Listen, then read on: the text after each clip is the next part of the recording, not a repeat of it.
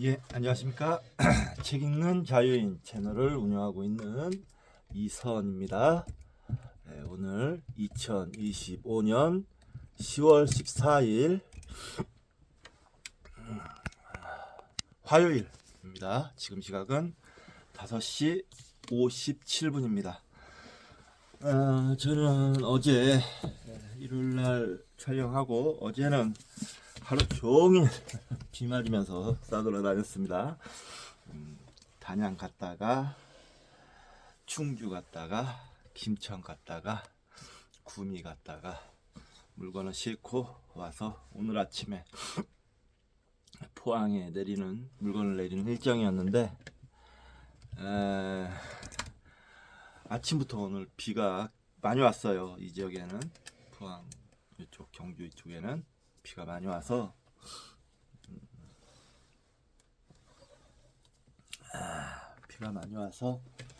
아침에 도무지 일할 엄두가 안 나더라고요. 그래서 일찍 들어와서 피곤하기도 했고 어저께 늦게 끝나서 일찍 들어와서 자고 한숨 자고 밥 먹고 자고 간단하게 요기를 하고 오늘 오랜만에 집 밖에 아직도 부슬부슬 비가 내리고 있어서 운동장은 못 돌고 밖에 체육관 가서 오랜만에 근력 운동을 좀 했습니다.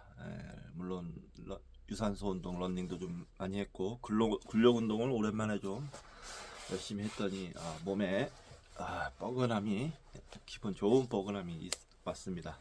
좋더라고요. 몸무게는 오랜만에 체중을 쟀는데 2kg밖에 안 빠졌어요. 그래도 나름대로 운동장 20바퀴를 10회나 하고 했는데도 살이 2kg밖에 안 빠져서 좀 실망스러웠는데 참 더 열심히 해야 될 것 같습니다. 이상하네요. 좀 더 빠졌을 것 같았는데 2kg밖에 안 빠져서 조금 실망을 좀 했습니다. 운동 좀 더 열심히 해야 될 것 같습니다. 자, 이번 시간 대승기 신론을 좀 하고 오늘 야구를 좀 할 것 같아요. 그래서 야구를 대구 날씨 보니까 대구가 아니고 인천 쪽에서 하죠. 오늘 인천 날씨를 보니까 야구를 대구 쪽에서 하나요 오늘? 잠깐만, 대구에서 하나 인천에서 하나.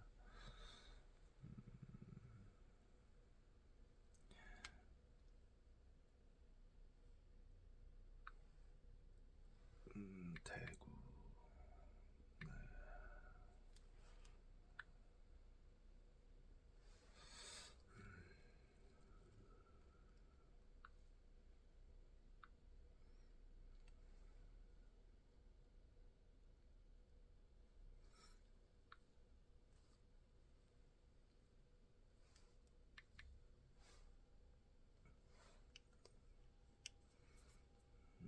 비는 일단은 대구의 비는 안 올 확률이 높고요.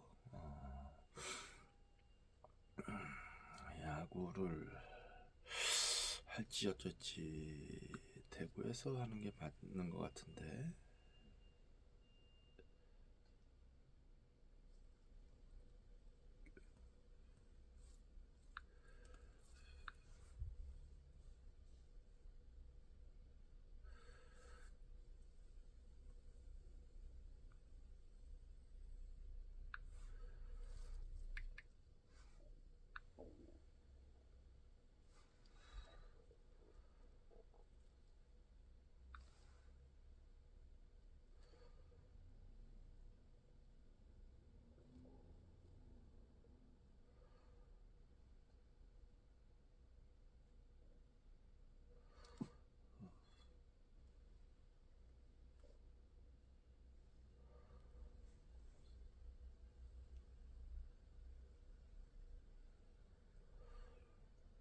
예, 대구에서 하는데 과연 지금 2승 1패로 삼성이 앞서고 있어요.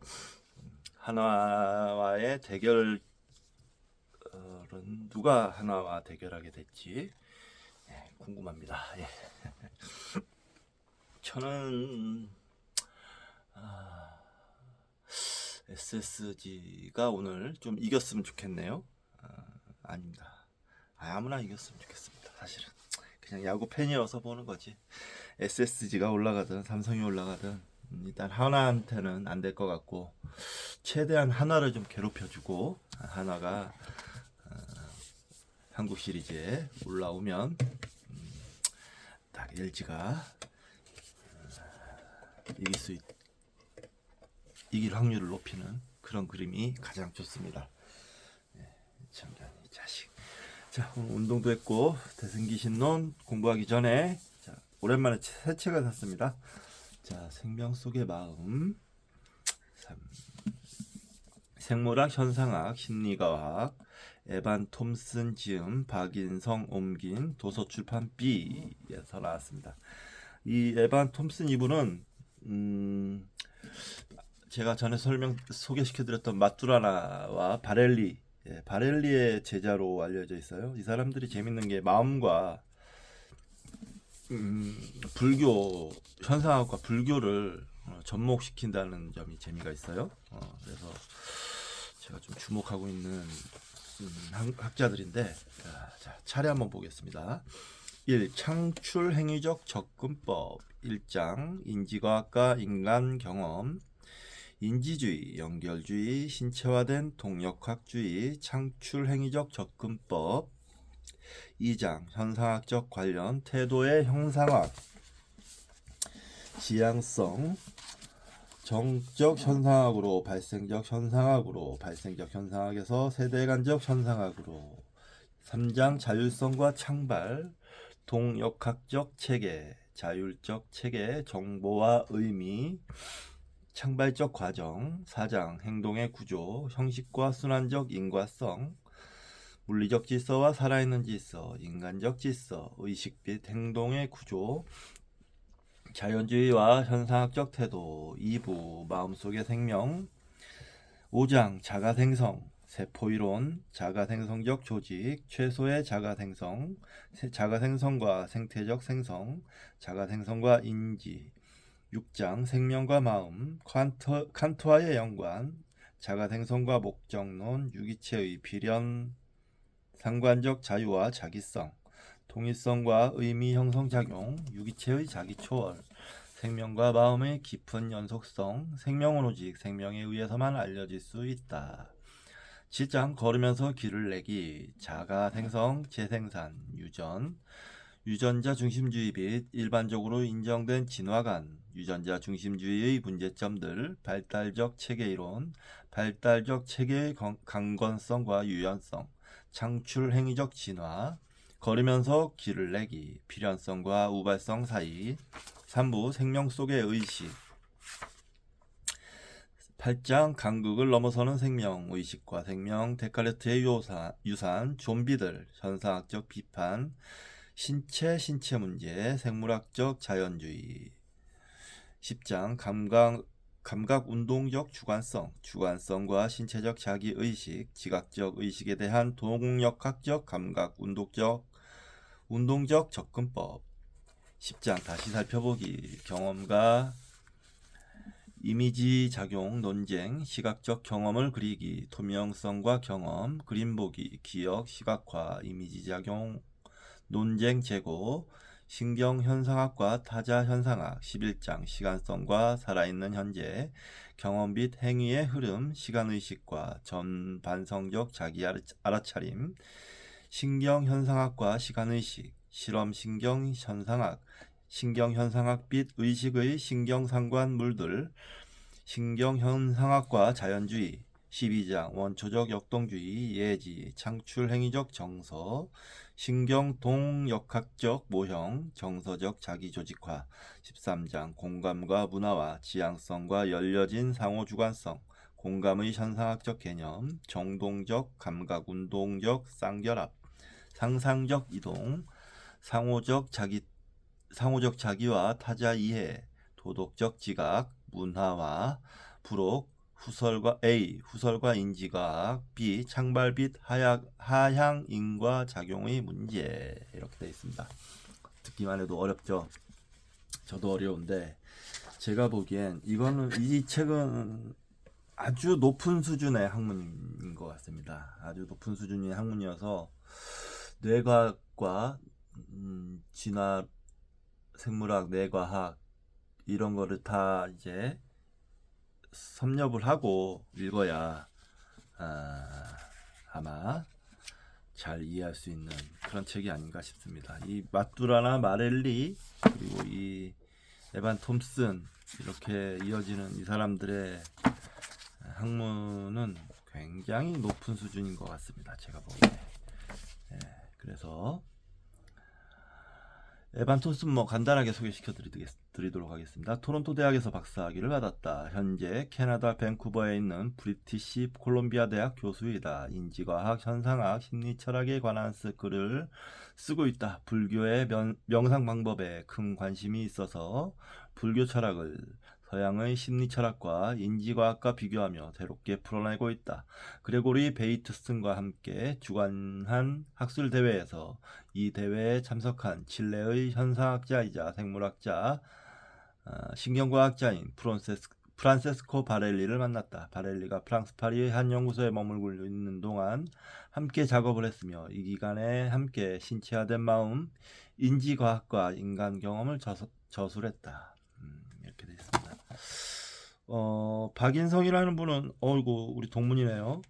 서울에서 태어나 연세대학교 영어영문학과 동국대학교 대학원 불교학과를 졸업했다. 현재 동국대학교 불교대학 불교학부 교수이다.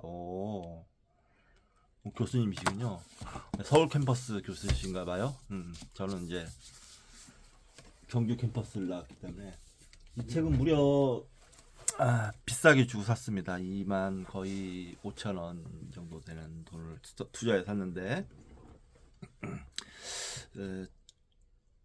첫 번째 이유가 곧 있으면 저 책이 이제 판권이 만료되지 않을까 그런 걱정이 들어서 샀고요. 판권이 만료되면 책값이 확 뛰거든요. 저런 책은 귀에서 구하기 힘들 겁니다.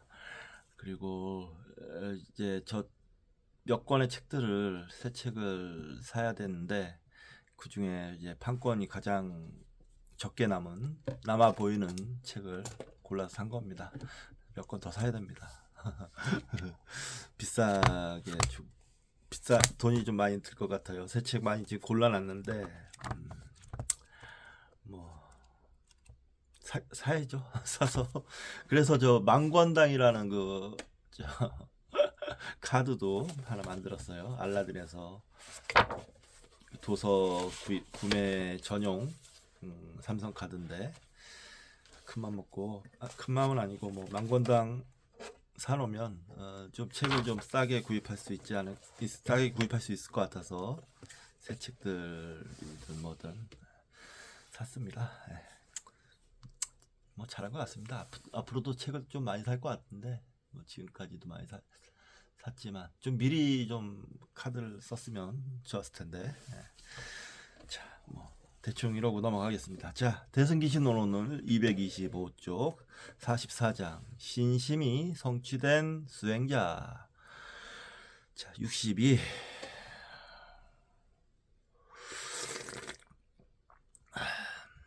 불도를 향한 발심이란 무엇인가?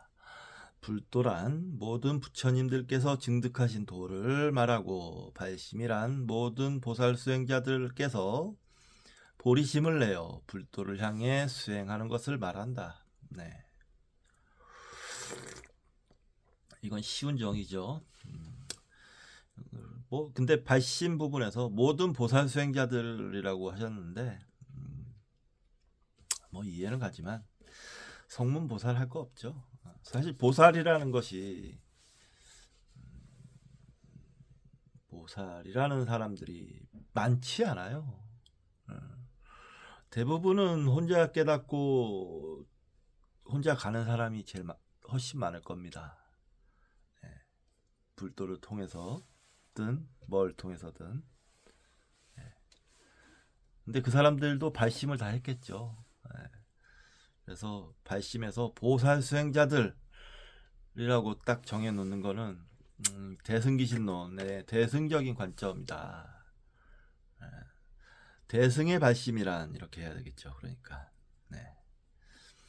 자, 분별 발취 도상자 위 위일체자 위일체제불 소증지도 일체보살 발심 수행 취향 의고 63 발심을 간단하게 설명하자면 세 종류가 있다.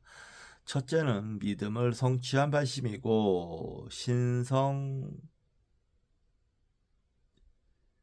신성극 발심 이고 둘째는 이해하고 실천하는 발심이고 해행 발심, 셋째는 증득한 발심이다. 증발심. 자, 약설 발심 유 3종 운하 위삼 일자 신성 혹 발심 혹인가요? 극인가요? 모르겠다. 극으로 찍겠습니다. 극발심 이자 해행 발심 3자 증발심. 믿음을 성취한 발심이라는 건 그냥 냅다 믿는 게 아닙니다. 여기에서 믿음, 신은 지와 똑같은 거예요. 알기 때문에 믿는 거지. 때문이라는 것도 사실은 뭔가 과정을 거치는 것 같아서 맞지 않는 건데 알면 믿는 겁니다. 그냥 알면. 네. 그래서 이 사람들은 알게 된 사람들이에요. 발심하게 됐다라는 거는 알게 된 사람들. 둘째는 이해하고 실천하는 발심. 거기서 이제 알게 된 것을 안다는 것과 이제 이해한다는 거는 조금 차이가 있을 수 있습니다. 이해한다는 건 이제 어떤 과정을 거쳐 나가기 때문에 좀 더 심화되는 내용을 얘기하는 것 같아요. 그 다음에 실천을 하게 되겠죠. 셋째는 증득한 발심. 증득했다는 거는 이제 완전히 자기 것으로 만들었다. 자기의 운명이 돼버렸다. 그런 거죠. 64. 믿음을 성취한 발심을 해야 대승에 대한 믿음을 성취하고 대심을 향한 발심을 감당할 수 있게 된다. 이 얘기는 했습니다. 감당한다는 게 재밌죠? 감당한다는 거. 대충 그냥 냅다 믿는다고 해서 감당되는 게 아니에요. 알아야지 감당이 되죠. 알아야지. 이 발심을 성취해야 하는 사람은 수행의 방향이 확실하게 정해지지 않은 중생들이며 그들은 다음과 같은 수행을 해야 한다. 신성극 발심 혹인 것 같습니다. 신성혹 발심자 의가 등인 수하 등행 득신 성혹 심능 발심 소위 을부정취 중생 유훈습 선근 역고 훈습 성근 역고.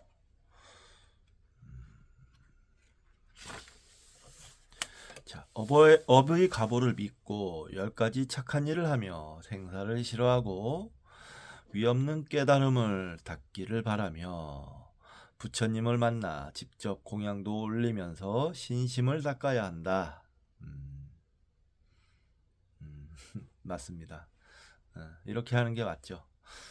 다시 읽어보겠습니다. 업의 가보를 믿고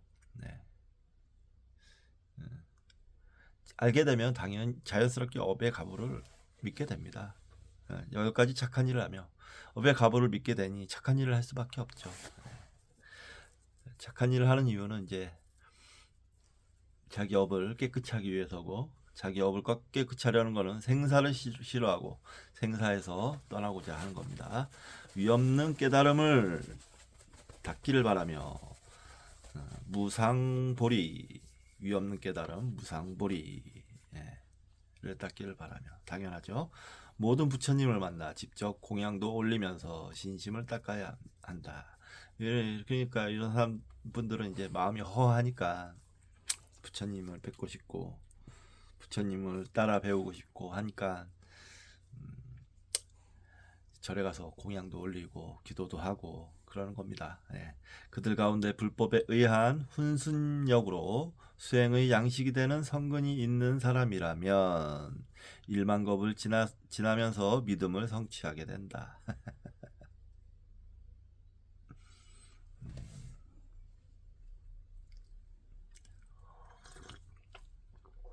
너무 심하지 않아요? 근데 일만겁이라는 거는 모르겠습니다. 시간이라는 게 뭐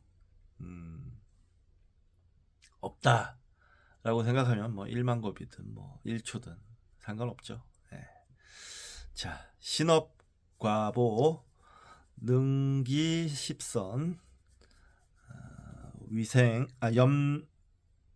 염생사고 욕구 무상보리 득직 재불 친승공양 수행 신심 경일만겁. 네. 믿음을 성취했기 때문에 여러 부처님과 보살님들의 가르침을 받고 발심하기도 하며 대비심이 쌓였기에 스스로 발심하기도 하고 바른 법이 없어지려는 시대에는 바른 법을 유지 발전시키기 위해서 스스로 발심하기도 한다. 예. 좀 넓게 보고 계시네요. 예. 믿음을 성취했기 때문에 당연하죠. 했기 때문에 여러 부처님과 보살님의 가르침을 받고 발심하기도 하고 당연한 거고 대비심이 쌓였기에 스스로 발심하기도 하고 그렇죠. 바른 법이 없어지려는 시대에는 바른 법을 유지 발전시키기 위해 스스로 발심하기도 한다. 이 점이 이 인류를 지탱하는 점입니다. 불교 내에서든 불교 외에서든 이런 사람들이 계속 나타나는 이유가 이런 가르침 때문이에요. 이런 가르침, 부처님 가르침. 세상을 이롭게 해라. 조용히 그냥 가고 싶어도 안타까운 마음에 행동하는 거죠. 그러다가 진짜 피해도 보고 고난도 겪곤 하지만 그런 분들이 계시기 때문에 이 세상이 유지된다는 걸 아셔야 됩니다. 그렇습니다. 자, 이와 같이 하여 신심을 성취하고 발심하게 된 수행자는 수행의 성취가 담보되는 바른 길에 결정적으로 들어선 것이다. 예, 그렇죠. 바른 길입니다. 이것이 바른 길. 이들이 정정치 중생이다. 이들은 결코 수행에서 퇴보하지 않고 열애가 될 수 있는 바른 인연, 정인, 바른 인연과 상응한다. 아유, 좋은 말입니다. 진짜. 예. 참, 대승기신론은 아마도 진재 스님이 쓰신 걸로 저는 추측을 하는데 참 대단한 책이에요. 예. 여시 신심 성혹 득발심자 입정정치 필경 불퇴 명주열애 종중 정인 상응. 정인과 상응한다. 그러나 수행의 양식인 성근이 얼마 되지 않은 중생은 오랜 세월 동안 쌓인 번뇌가 깊고 두텁기 때문에 부처님들을 만나 직접 공양하고 가르침을 받더라도 다음 세상에 사람이 될 수 있는 인연이나 천상에 태어날 수 있는 인연만을 짓거나 성문승과 영각승의 종자를 기를 뿐이다. 설사 대승에 대한 가르침을 구할지라도 근기가 일정치 않아 대승 수행을 위해 정진을 하다 말다 한다. 네. 저를 말하는 것 같습니다. 네. 저는 대승 글쎄요. 대자비심이 부족한 것 같아요. 예, 분명히 그렇습니다. 인간 세상에 대한 자비심이 그렇게 많지는 않습니다. 좀 싫어하죠, 인간들을. 인간들을 좀 싫어하는데 뭐 어쩌겠습니까? 억지로 좋아할 수는 없잖아요. 저를 얘기하는 것 같은데 뭐 선문승 영광승의 종자 이렇게 얘기하는 건 대승의 분별입니다. 분별. 대승의 분별이 이제 자기들이 우위에 있다는 이때 당시만 해도 부파 불교와 경쟁 관계에 있었기 때문에 자신들의 우위를 상당히 세게 주장하는 그런 기조가 있는 거죠. 예. 대승 소승도 없고 대승도 없습니다. 예. 그 나름대로의 자기가 받은 만큼의 기여를 하고 가는 거예요. 그게 인연법이고 연기법입니다. 예. 제가 세상에 받은 만큼 저도 이제 세상에 나름대로 기여하고 가는 겁니다. 예. 뭐가 딱 대승이고 뭐 소승이고 이렇게 잘라서 정해는 건 옳지 못해요. 좋지 않습니다. 그래도 뭐 무슨 말씀을 하는지는 알 것 같습니다. 예. 자비심을 기르야죠, 사실은. 네, 자비심을 기르는 게 진짜 부처님의 정말 진정한 가르침이긴 하죠. 네. 어렵지만 그건 그러니까 방향성을 가지면 되는 겁니다. 방향성을 그런 방향성으로 가겠다. 하지만 저는 공부를 좀 더 해야 되겠다. 네.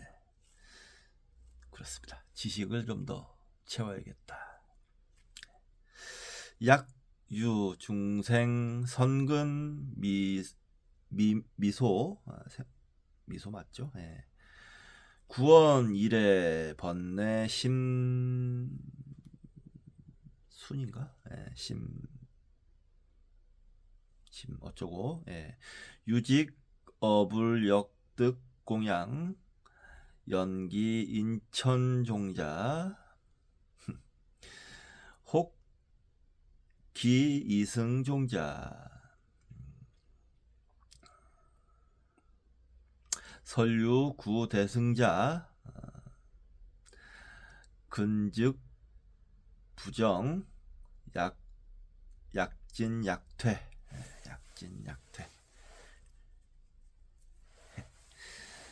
자, 대승수행을 위해 정진을 하다 말다 한다. 예, 알겠습니다. 저는 솔직히 근데 대승이라고 부르짖는 사람들 중에 얼마나 대승 불교를 실천했을까 싶어요. 사실은 그렇게 실천할 수 있는 사람은 극소수입니다. 아주 극소수. 아주 극소수입니다. 그게 기도 잘 태어나야 되고요. 그러려면 운도 굉장히 좋아야 되고요.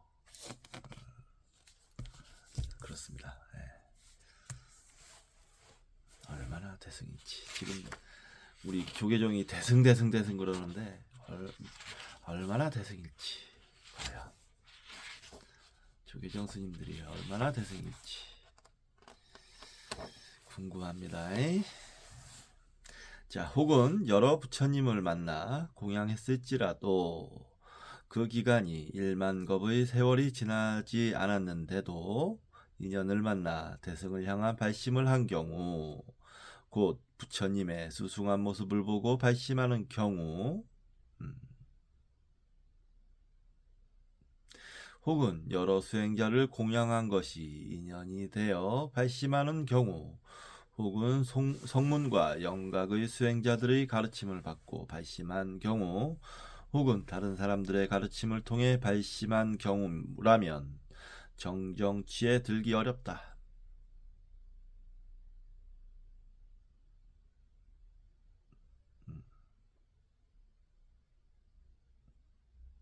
이와 같은 인연으로 발심한 사람들은 대승의 가르침에 대한 믿음이 확실하게 결정되지 않았으므로 수행 도중에 좋지 않는 인연을 만나 퇴보하기도 하고 성문 영각의 수행을 쫓기도 한다. 조금 세게 말씀하시는 것 같아요. 너무 분별심을 갖고 대승과 소승에 분별심을 갖고 얘기하는 것 같습니다. 그런데 이 진제 스님 같은 경우라면 이렇게 말씀하실 만합니다. 이 불교에 모든 걸 바치신 분입니다. 정말 자신의 모든 걸. 한역 경전도 참 많이 남기셨고요. 인도에서 중국으로도 건너와서 불교 발전에 이바지하신 것이 정말 보살 수준이시죠. 이분은 이런 그런 분이 말씀하시는 거면 저는 뭐 할 말이 없습니다. 뭐 그런 위대한 분이 이렇게 말씀하시는데 제가 뭐라고 딴지를 걸겠습니까? 다만 그냥 제 관점만 그렇다, 제 관점이 그렇다는 겁니다. 뭐 그냥 귀엽게 봐주십시오. 죄송합니다. 혹 유공양 제불 미경 1만겁 중우연역 유발심 소위 겸불 색상 이발기심 혹 인공양 중승 이발기심 혹 인이승지 인교령 발심 혹 학타 발심 여시등 발심 향계 부정 우악 인연 혹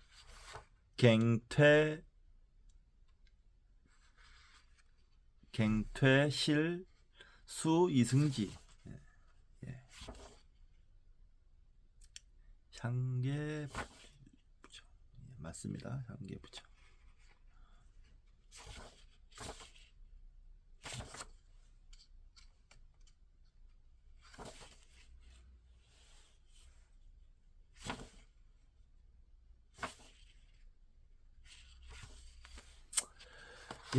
저기 잠시 쉬었다가 이제 정화스님의 법문이니까 정화스님 법문 좀 읽어보고 마치도록 하겠습니다. 잠시 쉬었다 하겠습니다. 정견아, 잠시 쉴까? 잠시 쉬겠까? 쉴까? 뽀뽀.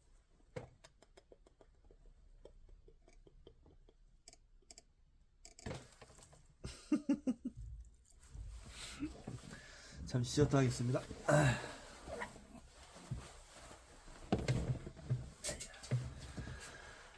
아이고. 아이고 다리야. 폭신폭신하니까 좋다. 정견아 이거 깔아놓으니까.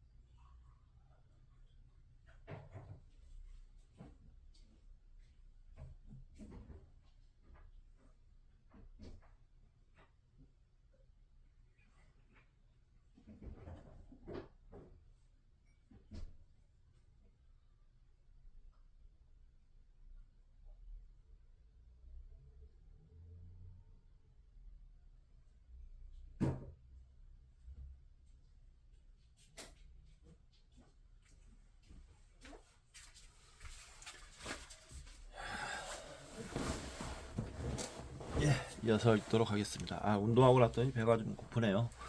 읽고 밥을 먹고 필사를 뭐 하든지 하겠습니다. 자, 228쪽 삶의 길을 닦는 것, 행을 닦는 일을 도를 닦는다라고 합니다. 행을 닦는 일, 수행을 도를 닦는다라고 합니다. 행이란 얽히고 설킨 감각지각과 의지각에서 보편성을 읽고 그것을 삶의 길, 삶의 길을 갈 수 있게 하는 판단의 근거를 만드는 마음작용이며, 그렇게 만들어진 판단 근거가 다음 인연을 판단하는 근거가 되기도 하므로 행을 닦는 일이 도를 닦는 일이 됩니다. 좋은 말씀입니다. 이런 거는 체크해야 됩니다. 행이라는 건 항상 의지입니다. 의지라는 게 항상 아리송하고 뭔가 딱 어떤 정의 내리기가 쉽지 않은데 아주 훌륭한 정의라고 생각합니다.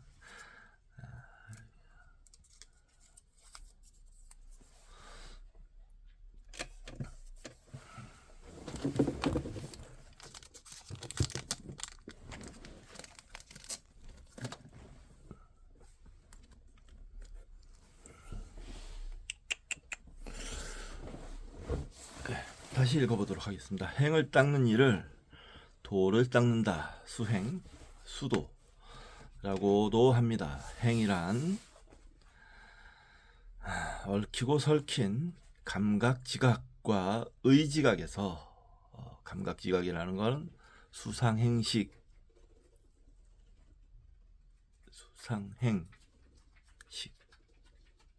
색수상행식, 수상행식, 안입이설신의 과 의지각, 알아차리는 지각, 수상행식, 색수상행식이죠. 색수상행식에서 보편성을 읽고, 보편성이라는 거, 그것을 삶의 길을 갈 수 있게 하는 판단의 근거를 만드는 마음작용이며, 그래서 만든다라는 게 중요한 동사입니다. 만든다. 누가? 자기가. 그게 의지입니다. 그렇게 만들어진 판단 근거가 다음 인연을 판단하는 근거가 되기도 하므로 행을 닦는 일이 도를 닦는 일이 됩니다. 행은 늘 새로운 판단 근거를 만드는 것이며 과거와 미래를 함께 있는 가교입니다. 지금의 일에 분명히 깨어있는 수행이 3세에 깨어있는 묘술이 되는 까닭입니다.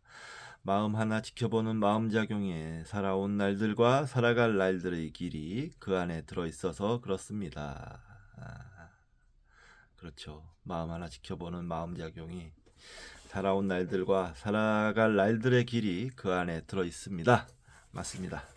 그래서 하나의 판단이 모든 인연을 다 담는 판단이면서도 새로운 판단이어야 행을 닦는 것이며 곧 삶의 길을 닦는 것입니다. 하나의 판단이 모든 인연을 다 담는 판단.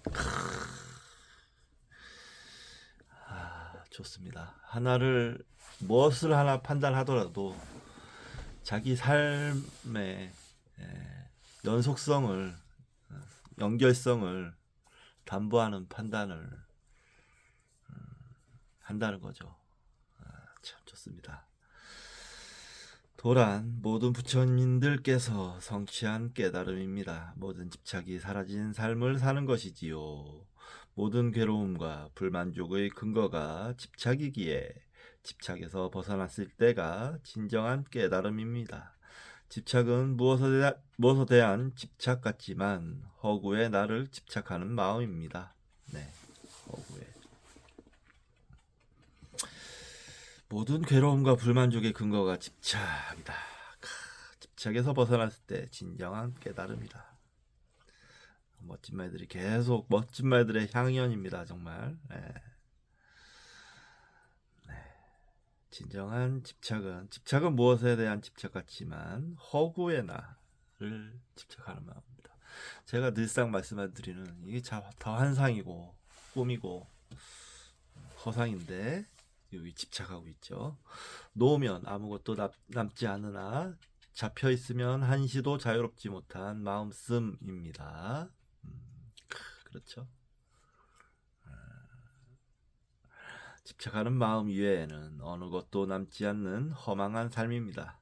삶이 허망한 삶이 아니라 집착하는 마음이 허망한 삶을 만듭니다. 집착하는 마음이 남는다 하셨는데 집착하는 마음도 어떻게 남겠습니까? 다 허망한 삶에 대한 집착인데 이게 남을 수가 있나요? 집착의 대상이 사라지는데 어떻게 집착이 남겠습니까? 자, 마음 지켜보기, 마음 내려놓기, 마음 쉬기는 허망한 집착에 의한 힘든 삶에서 벗어나는 방법입니다. 현재의 흐름에서 깨어있는 마음으로 만든 것이거나 감각에 잡힌 것이거나 오고 가는 모든 대상을 지그시 지켜봅니다.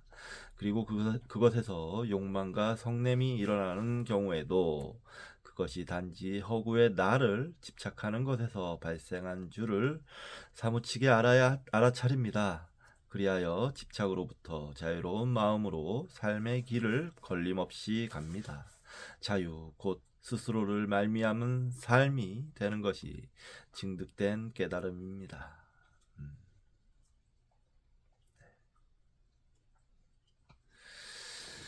자, 우리가 불교 공부를 하면서 맞닥뜨리게 되고 배우게 되는 가르침입니다. 삶의 길에 깨어있는 것이 부처가 되어가는 수행입니다. 부처께서 증득한 수행 방법을 통해 스스로의 마음을 알아차리고 그 마음조차 마음 스스로가 그렇게 만들고 있다는 것을 보면서 집착의 흔적조차 남기지 않는 마음길을 걷는 것입니다. 부처님의 가르침은 스스로의 마음을 보는 것에서 시작되고 끝난다고 할 수 있습니다. 예, 아주 압축해서 간단하게 설명하셨습니다. 근데 정말 중요한 말씀입니다. 예, 부처님의 가르침은 스스로의 마음을 보는 것에서 시작되고 끝난다. 맞죠? 자기 마음을 바라보고 깨닫는 것이 부처님의 가르침이죠.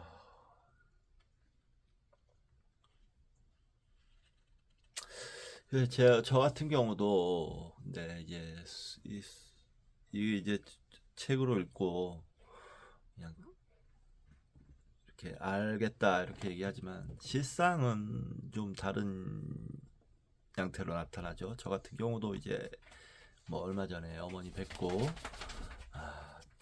우울증이 심하게 와가지고 고생을 좀 했는데 그걸 이제 겪어내는 과정은 수행이라고 생각해요. 그 과정이. 저도 그 과정을 지금 뭐 다 완전히 벗어났다 이렇게 얘기하기는 좀 그렇지만 많이 벗어난 것 같은데 그 우울한 마음에서 여러 수행을 한 겁니다. 뭐 운동을 했든 명상을 했든 일상을 열심히 살았든 약을 먹었던 뭐 수행을 한 거죠. 수행, 그게 수행이죠. 깨달음의 길이란 집착이 없는 삶을 사는 것을 말하고 부처님의 가르침이란 어떻게 하면 집착하지 않는 삶을 살 것인가에 대한 방법론입니다. 항상 깨어있는 마음으로 깨달음의 길을 가기 위해서는 세 가지 발심이 있어야 합니다. 믿음을 성취한 발심, 취자였군요. 거기 아까 전에 혹자도 아니고 극자도 아니고 취자였네요. 믿음을 성취한 발심, 이해하고 실천하는 발심, 증득한 발심입니다. 첫째, 믿음을 성취한 발심입니다. 아함경에서는 전통이기 때문에, 권위가 있기 때문에, 이름이 났기 때문에 등등의 이유로 스승이나 가르침을 믿어서는 안 된다고 이야기합니다. 아이고, 이게 바로 불교의 살아있는 모습이죠. 활발한 모습이죠. 불교는 이래서 항상 활발할 수 있는 겁니다. 지금의 집착을 떨칠 수 있는가 없는가를 잘 헤아려 믿음에 대한 판단을 해야 한다고 하였습니다. 믿음의 성취란 부처님의 가르침에 대한 믿음을 요구하는 것이 아닙니다. 부처님의 말씀이라도 스스로의 삶에서 집착을 벗어나게 하는 약으로 작용할 때만이 믿을 만한 가르침이라는 것입니다. 그러므로 어떤 가르침이 평온을 일깨우는 역할을 했더라도 그 가르침이 언제나 어디서나 같은 역할을 할 수 있다고 할 수 없습니다. 가르침에 대한 믿음은 일상의 삶에서 실천으로 드러나는 곳에 있습니다. 위대한 누구의 말씀이기 때문에 믿는 것이 아닙니다. 그러므로 학습과 사유와 실천을 통해서 믿음이 성취되어야 도를 향한 마음, 곧 깨닫고자 하는 마음이 발생합니다. 여기서 나오잖아요. 학습과 사유와 실천을 통해서 믿음이 성취된다고 하잖아요. 믿음은 그냥 냅다 믿는 게 아니고요. 성취되는 겁니다. 성취된다는 그 믿음이 성취된다는 건 자기가 알게 됐다는 거죠. 알게 됐다는 거. 뼈저리게 알게 됐다는 거. 그걸 믿음이라고 하지. 그냥 냅다 믿지 않으면 지옥 가고 어쩌고 하는 거는 다 개소리입니다. 권력을 얻으려고 하는 거예요. 권력을 얻으려고. 한마디로. 자, 믿음이 없던 사람들이 학습을 하고 학습된 내용을 비판한 연후에 받아들인 이해를 실천 수행하는 과정에서 믿음이 성취됩니다. 믿음이란 무엇에 대한 믿음이 아니라 나의 삶에 허망한 집착이 사라지는 경험을 했다는 자기 믿음이 되어야 합니다. 나의 삶에서 허망한 집착이 사라지는 경험을 했다. 좋은 말씀입니다. 좀 빨리 읽을까요? 좀 빨리 읽도록 하겠습니다. 배도 고프고 중도를 잃지 않는 통찰의 힘. 여기서도 자칫하면 잘못되는 수가 있습니다. 마음이 믿음을 낳으니 믿음의 내용이 자기 마음인 줄 모르면 안 된다는 것입니다. 만일 믿음의 근거가 마음 밖에서 주어진 것이라고 하면 그렇게 믿는 마음이 허망한 집착이 될 수 있습니다. 그렇죠. 아주 좋은 말씀입니다. 신이라든지 예수라든지 밖에서 교단의 지도자라든지 그런 밖에서 주어진 거는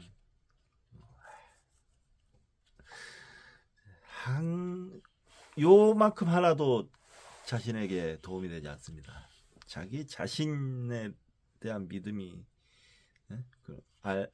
자기 자신에 대한 마음에서 나온 믿음이 아니면 다 쓰레기입니다. 쓰레기. 자, 바른 믿음이란 스스로의 몸과 마음이 고요하고 평화롭게 되어야 할 뿐 아니라 그 기운이 가족과 이웃 그리고 주변 환경에까지 미쳐야 합니다. 이런 걸 오해해가지고 잘못된 믿음을 전파하려는 사람들도 있죠. 그렇게 개소리를 해대는 사람들이 참 많은데 그게 참 문제입니다. 학습된 내용을 비판적으로 사유한 이후 실천을 통해 몸과 마음으로 고요함과 평화로움을 느껴 알고 함께 사는 모두에게 자비를 실천하는 과정에서 성립된 마음의 지향이 믿음입니다. 비판적 사유란 마음 깊이 평정을 유지한 상태에서 가르침을 면밀히 살피는 것뿐만 아니라 가르침을 주는 분의 삶이 정말 평화로운지 잘 헤아려 보는 것입니다.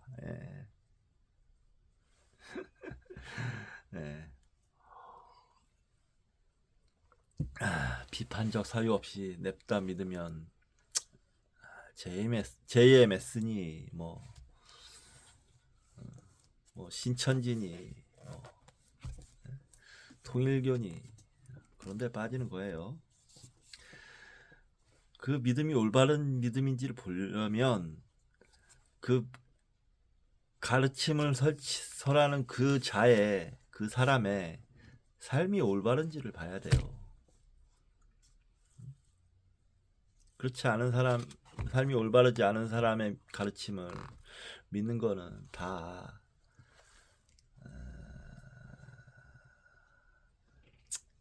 개소리입니다.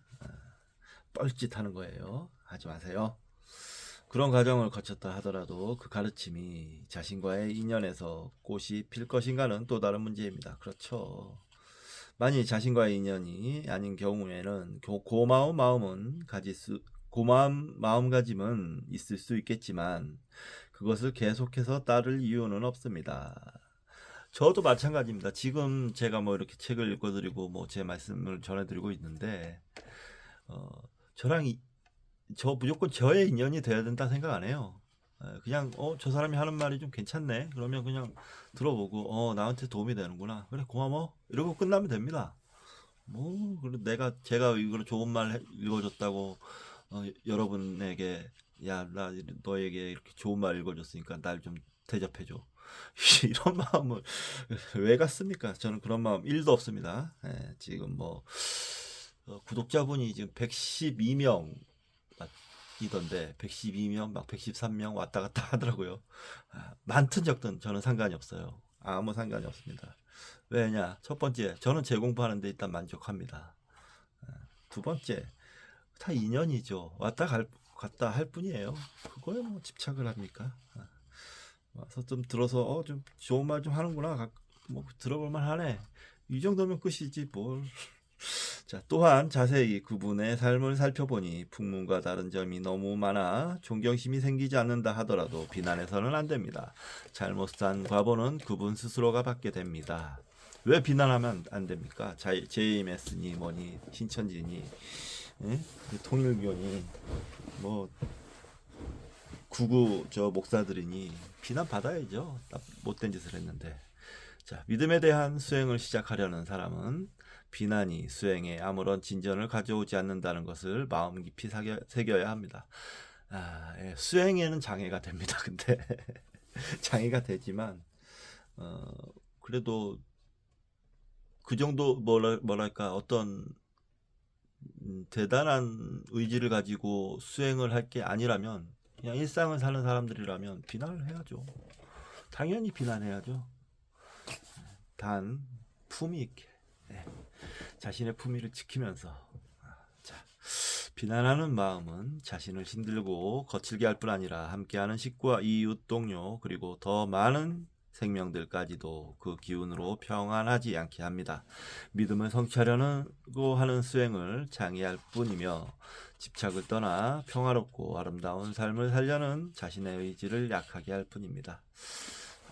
이게 맞는 얘기인데요. 저는 이제 일상을 사는 평범한 범인이니까 비난을 하는데 단 비난의 끝이 있습니다. 여기까지만 됐으면 이제 비난 끝. 더 이상 비난 안 할 거야.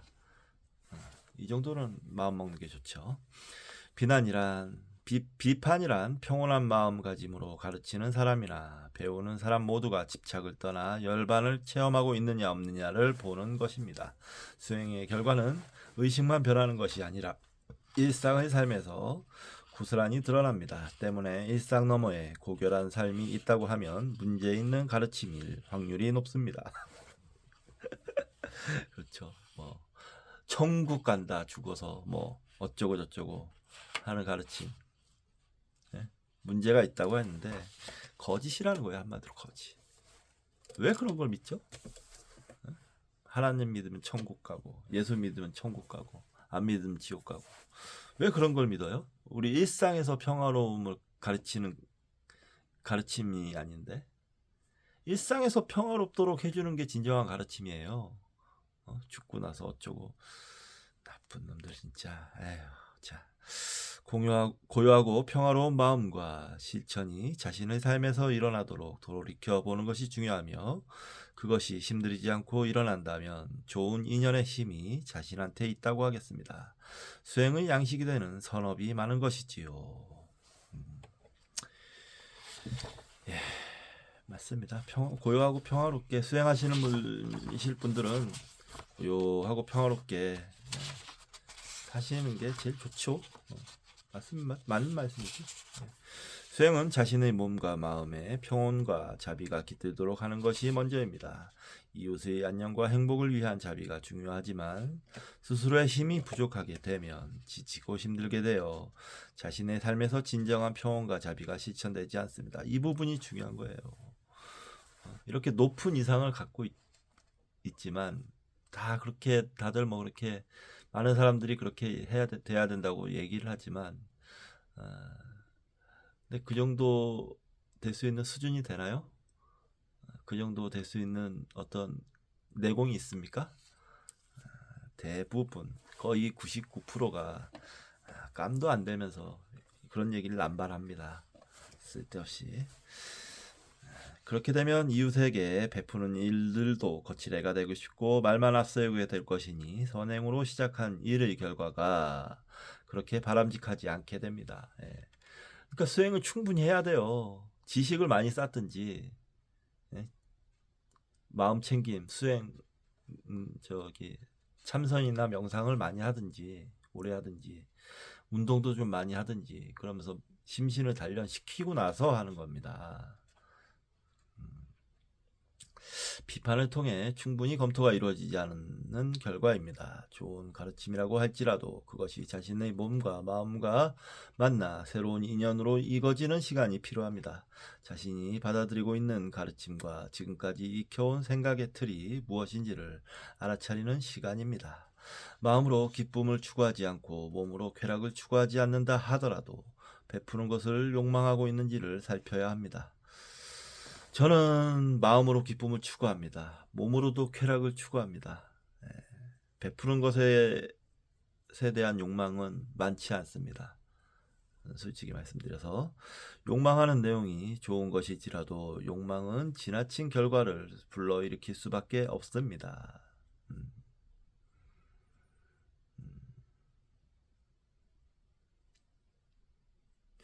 욕망하지 베푸는 것에도 욕망하지 말라. 좋네요. 왜냐하면 좋은 일을 하는 것과 그것을 하려는 욕망은 다르기 때문입니다. 좋은 일을 욕망하는 그 욕망을 실현하는 것을 욕망하는 그 욕망을 실현하려는 것은 자신의 몸과 마음의 평온을 해치게 되며 오히려 원망하는 마음이 자라게 됩니다. 그렇죠. 좋은 일을 자기 욕망을 이루는데 이용하는 거죠. 좋은 일을. 그게 되겠어요? 그게? 그것은 종도를 잃은 마음입니다. 좋습니다. 좋은 일이 욕망의 대상이 된 것입니다. 그러니까요. 욕망을 제어하지 못한 경우에는 좋은 일이라는 이미지조차 단지 자신의 욕망을 합리화시키는 것에 지나지 않을 수 있습니다. 조심하셔야 합니다. 욕망이 만들어 놓은 것은 생사입니다. 그러므로 생사에서 해탈하기 위해서는 악업을 짓지 않는 것은 말할 필요도 없지만 선업일지라도 욕망이 끼어들지 않도록 자신의 몸과 마음을 잘 지켜보는 통찰이 있어야 합니다. 선업은 삶의 인연을 좋게 만들어 부처님과 보살님들을 만날 수 있는 바탕이 되기도 하지만 그것만으로 부족합니다. 중도를 잃지 않는 통찰의 심이야말로 깨달음으로 가는 자양분이 됩니다. 배고프. 신심을 닦는 것이 자신을 섬기는 것. 선업과 깨달음을 구하는 마음 그리고 통찰력이 있을 때 불보살님을 만나게 됩니다. 그때는 불보살님이 따로 있는 것이 아니라 스스로의 몸과 마음 그리고 가족, 이웃 생명들이 불보살의 화연으로 나타난다고 할 수 있습니다. 마음이죠, 마음. 자기의 마음이 불보살이 되면 주의가 온통 불보살이 되는 거죠. 통찰력이 불보살님을 만나는 마음도 되지만 그 마음에 의해서 자신과 이웃 생명들이 불보살님이 되니 평온과 고요함 속에서 자신과 이웃을 섬기는 마음이 신심을 닦는 것이 됩니다. 신심을 닦는 것이 자신을 섬기는 것이지만 스스로를 사랑하고 기뻐하고 그리워하는 습관을 들인 적이 없으므로 자신을 섬길 수 있게 되는 시간이 오래 걸립니다. 걸음걸음마다 사랑하는 마음을 담아 그 걸음에 푹 젖어 있는 아름다운 걷기란 쉽지 않습니다. 마음이 언제나 밖을 향해 있기 때문이지요. 그 마음을 걸음 위로 불러들이는 시간이 1만 겁이나 걸리나 봅니다. 신심을 성취하는 시간이지요. 그러나 마음이 만드는 일, 걷는 자국마다 시간을 남긴다면 어느새 1만겁의 긴 시간도 기쁨의 한순간과 다를 바가 없습니다. 사랑하고 기뻐하고 그리워하는 그 마음에는 시간이 없지요. 그리운 그 마음이 온 세상이 되니 완성된 수행과 다를 바가 없습니다. 걸음마다 그와 같은 마음을 담아 포근함을 나눈다면 자기 섬김과 이웃 섬김이 완성됩니다. 기쁜 마음과 온화한 표정을 그리는 것이 내적 자기가 되도록 하여야 합니다. 자랑할 것이 아무것도 없는 그것이 자랑이 되어야 합니다. 그 마음은 무엇을 가져서 기쁜 마음이 아닙니다. 갖고서 기뻐하는 마음은 슬픔과 이별을 준비하는 마음입니다. 가진 것은 반드시 헤어지게 마련이니 그럴 수밖에 없습니다. 그래서 사랑하는 사람도 갖지 말고 미워하는 사람도 갖지 말라고 하였겠지요. 갖고서 기뻐하거나 잃고서 슬퍼한다면 기쁨과 슬픔으로 들뜬 마음이 그칠 날이 없습니다. 무상한 흐름이라 슬픔과 기쁨이 번갈아 가면서 마음을 들뜨게 하여서지요. 들뜨지 않고 평온함으로 가득한 마음이 시간을 넘어선 마음이며 걸음마다 아름다운 조화를 담는 마음입니다. 이렇게 마음의 평화, 아름다운 조화가 가득해지는 기간이 1만겁이 되는가 봅니다. 1만겁은 물리적 시간으로 긴 시간 같지만 아름다움을 꿈꾸는 마음, 그리움으로 가득한 기다림은 어느새 1만겁을 채우고도 남을지니 먼 시간만도 아니지요. 시간이라는 건 상대적인 것이죠. 그러니까 상대적인 것이기 때문에 없다고도 할 수 있습니다. 기다림이 즐거움이 되는 시간이어서 그렇습니다. 무엇을 기다리는 마음 같지만 꿈으로 가득한 기다림이 충만된 기쁨이며 시간을 넘어선 마음이죠. 마음 성김이 익어지는 시간이며 자신을 기쁘게 바라보는 눈이 익어지는 시간이며 이웃 생명들이 보살과 부처님으로 보이는 시간입니다. 아득한 기다림으로 멀고 먼 훗날이 아니라 나날의 기쁨이 커지는 시간입니다. 기쁨과 고요함이 익어지는 마음이 고요함과 기쁨을 깨어내는 마음이 되고 깨어난 기쁨과 고요한 마음은 시간을 넘어서는 마음이 되어 어느새 1만겁을 지나게 됩니다. 신심이 성취된 것이지요. 신심이란 보살이 된 마음이 스스로의 보살을 일깨우고 깨워진 보살의 마음이 이웃 생명들을 보살로 보게 하고 이웃 생명들이 보살로 보이는 그 마음이 다시 스스로를 보살로 만들면서 함께 아름다운 삶을 만들어가는 마음입니다. 아직 저는 그런 면에서 신심이 많이 부족합니다. 그런 면에서 주변에 보면 정말 싫은 인간들이 왜 이렇게 많이 보이는지 아직도 닦아야 할 마음이 멉니다. 스스로의 보살을 깨우는 믿음이 모든 불보살님을 깨우는 것이며 완성된 믿음은 모두를 불보살의 화연으로 보이는 것입니다. 그러므로 성취된 신심은 불보살들의 가르침이 사그러지는 것이 너무나 아플 수밖에 없습니다. 우리네 모두가 자신의 자리에서 스스로를 잃어버린 것과 같으니 마음이 더욱 아프겠지요. 이 마음이 스스로의 불보살과 이웃 불보살들 살아나게 하는 마음입니다.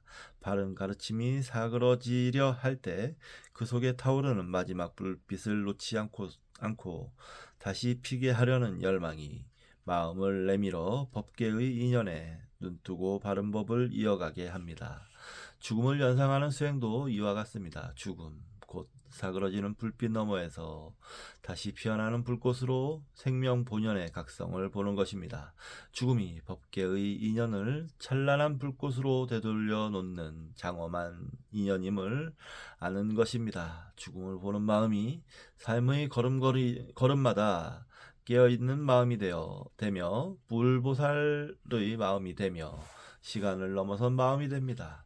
이 마음이 신심을 성취하게 하고 인연의 각성에 대한 성찰이 더딘 세상에서 깨달음을 향해 정진하게 합니다. 그러므로 신심을 성취해가는 과정은 스스로에게 일어난 보리심, 곧 깨어있는 마음과 그 마음을 나누는 보살심이 다시 보리심과 보살심을 깨워가는 과정이라고 하겠습니다. 이와 같은 신심이 성취된 수행자는 필연코 보리심과 보살심이 익어갈 것이고 그 마음이 온전한 생명의 활동으로서 인연의 각성과 어울려 불보살의 완성을 이룰 것입니다. 이것을 부처될 바른 인연과 손잡았다고 합니다.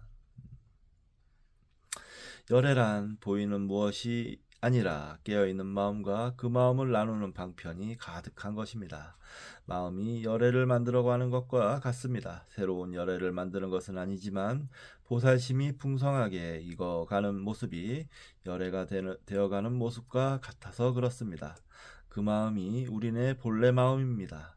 모든 인연을 담아서 보리심의 깨어있음과 보살심의 깨달음을 나누는 방편이 되고 그것이 다시 인연이 되는 것이 우리네 본래 마음이니까요. 성근이 적은 사람은 법내가 깊다. 그렇지만 걸음걸음마다 온전한 자기로 걷는 것이 말처럼 쉬운 일이 아닙니다. 자기 섬김과 이웃 섬김 또한 그렇죠. 어느새 찾아드는 밖을 향해 마음이 현재를 잃게 하여 걸음이 제 걸음이 아니게 합니다. 마음 밖을 향해 부처를 구하는 것을 외도라고 합니다. 마음 밖의 부처는 마음이 부처라고 인정하는 것일 뿐 그것이 우리네 마음을 부처로 만들지는 못합니다. 그래서 부처님 당시에도 부처의 마음을 열 인연이 없는 수행자들에게는 부처님께서도 그들의 깨달음을 여는 외연이 될 수 없었지요. 이처럼 마음이 밖을 향해 있거나 마음에 무엇을 치장하여 갖고 있는 것으로 자기를 삼는 한 늘 마음으로 있으면서도 허전한 일상이 되니 부처이면서 부처를 등지고 있는 마음입니다. 이와 같은 마음을 쓰는 모든 이들을 부처가 될지 중생이 될지 바른 길을 갈지 나쁜 길을 갈지가 정해지지 않은 사람 부정치 중생이라고 합니다. 밖을 향한 마음은 내적 허물을 채우려는 욕망입니다. 스스로가 부족하다고 여기는 마음입니다. 내적으로 텅 비어 있으니 김건희나 윤석열이나 그렇게 뇌물 받고 못된 짓을 하고 다닌 거죠. 내적으로 허무하니 그건 그참 그 법정에 나온 모습도 보니까 가관이던데 고집만 잔뜩 남아있는 그런 상태더라고요. 이 생각이 있는 한 자신이 있는 그대로 보고 그것에 평온해지기가 쉽지 않습니다. 더구나 이웃과 비교해서 자신을 평가한다면 더욱 깊은 자기 분노에 빠지기 쉽습니다. 비교하지 마십시오. 이와 같은 일들이 자신을 힘들게 한다는 것을 알지만 밖을 향한 마음의 갈구를 쉬지 않습니다. 이런 사람들을 성근이 적은 사람이라고 하며 번뇌가 깊다고 하지요. 자신의 삶을 되돌아보면 누구나 알 수 있는 자신의 현재라고 하겠습니다. 그렇게 하지 말아야지 하면서도 그렇게 되지 않는 습관이 큰 것입니다. 부족하다고 여기는 마음이 계속해서 부족한 마음을 만들고 분노하는 마음이 계속해서 분노를 만들고 있습니다. 때때로 일어나고 있는 자기 연민과 사랑이 인연을 받아들이기에 그나마 살 수 있지요. 마음이 부리는 온갖 요술에 속지 않아야 하지만 정말 쉽지 않습니다. 그러다 보니 내적 자기 충만이 보이지 않고 늘 부족하다고 여기는 자기 연민은 필연으로 사랑을 갈구하게 됩니다. 그렇죠. 자기 연민에 빠진 사람들은 결국엔 다른 사람의 사랑을 갈구하게 되지요. 그렇게 되더라고요. 깊이 있는 성찰이 무엇보다 필요하고 마음심을 나누는 이들의 가르침을 학습하고 실천해야 하는 이유가 여기에 있습니다. 그렇다고 해서 저는 뭐 아니다라고 얘기하는 건 아닙니다. 저도 자기 연민이 심한 사람이에요. 정견이를 그래서 키우고 있는 게 아닌가 그런 생각 해봅니다. 불보살님의 가르침을 통해 스스로 평안과 행복을 이루며 그것을 이웃과 나누는 것이 복연이 됩니다. 복연이 부처될 근본 원인인 진열을 깨우는 훈습을 하지만 아직은 힘이 약해 마음심을 드러내기가 쉽지 않고 드러냈다 하더라도 걸음걸음마다 그 마음을 유지하기가 어렵지요.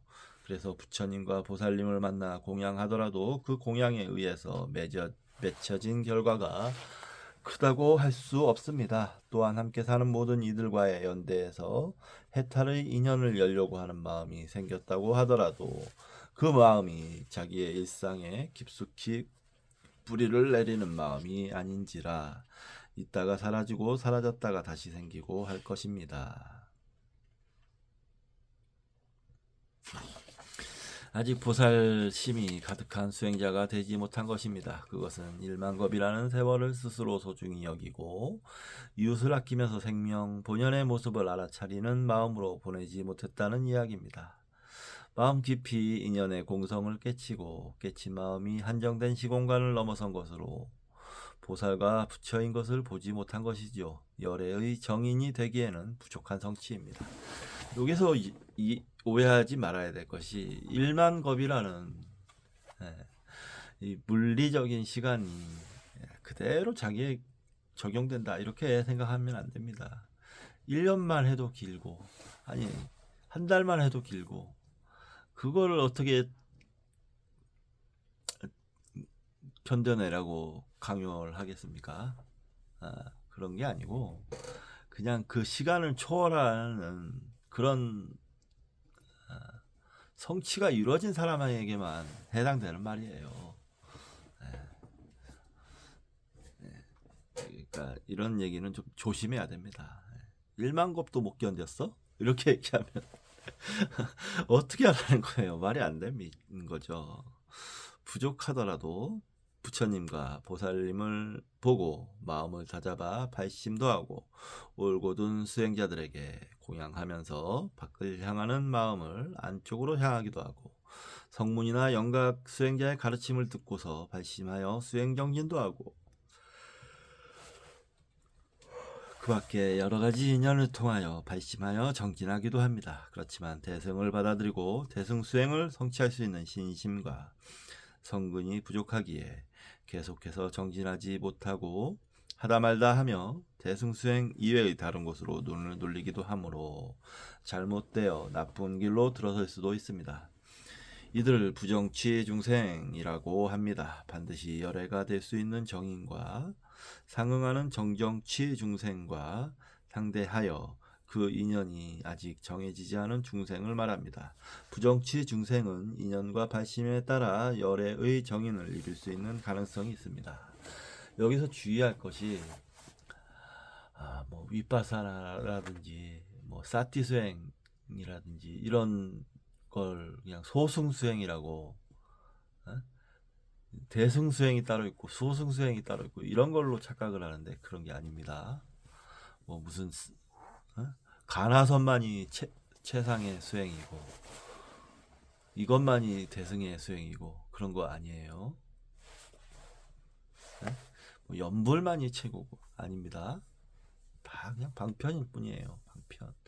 자기에게 맞는 방편을 찾아서 뭔가 마음의 문이 열리면 그걸 다른 중생들에게 사랑으로 되돌려줄 수 있는 마음가짐만 있으면 그게 대승이지. 무슨 수행 방법으로 어떻게 나눕니까 그거를. 그렇게 나눠서 얘기하는 사람들은 반성 좀 하셔야 될 겁니다. 반면 대승을 향한 발심을 이룰 수 없는 악업 중생들도 있습니다. 이 사람들은 잘못된 길을 가는 것이 결정돼 있다는 뜻에서 사정취 중생이라고 합니다. 의식과 행동의 지향성이 자신도 모르게 늘 나쁜 쪽으로 향해 습관적으로 가고 있는 업력이 큰 사람이라는 뜻이지 언제나 잘못된 길을 갈 수밖에 없는 원인이 있다는 뜻은 아닙니다. 좀 가능성이 문제죠. 훨씬 가능성이 많다. 가능성이라기도 뭐하고 습관이 그런 쪽으로 돼 있으면 뭐 가능성이라고도 할 수 있는 것이 다시 정인을 얻어서 이렇게 바른 가르침으로 정도로 돌아오기가 쉽지가 않죠. 그렇죠. 아무래도 뭐 조폭하고 있는 사람들이 갑자기 발심하는 경우도 있지요. 있긴 있어요. 있는데 확실히 확률이 떨어지죠. 확률이 많이 떨어지죠. 근데 그게 영화에서는 극적으로 보여서 그래 뭐 조폭도 영화나 뭐 이런 이야기들 소설이들 조폭도 깨달을 수 있어. 아니면 뭐 아주 개차반도 깨달을 수 있어. 이렇게 얘기하지만 실제에서는 그게 통하지가 않죠. 실제에서는 진짜 만겁 걸리는 겁니다. 만겁. 그런 사람들 TV 뉴스 보면 많이 나오잖아요. 꼭 이름 얘기하지 않더라도 삶의 고가 사정치 중생의 인연을 바꾸게 하기 때문에 언젠가는 부처되는 길로 들어서게 됩니다. 그래서 법화경에서는 모든 중생은 반드시 부처가 될 것이라고 이야기합니다. 그건 저는 잘 모르겠습니다. 이게 이 우주가 지금 세 가지 경우가 있다죠. 끝없이 팽창하거나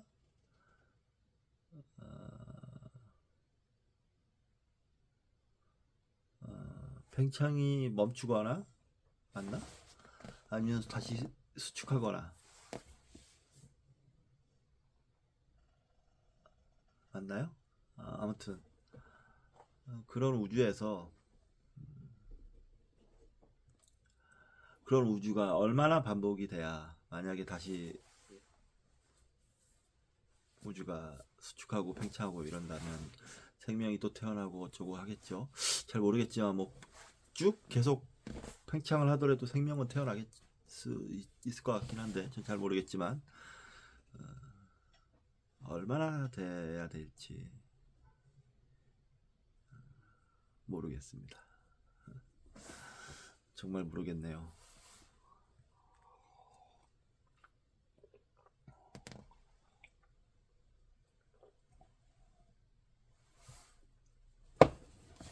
자, 44장 다 읽었고요.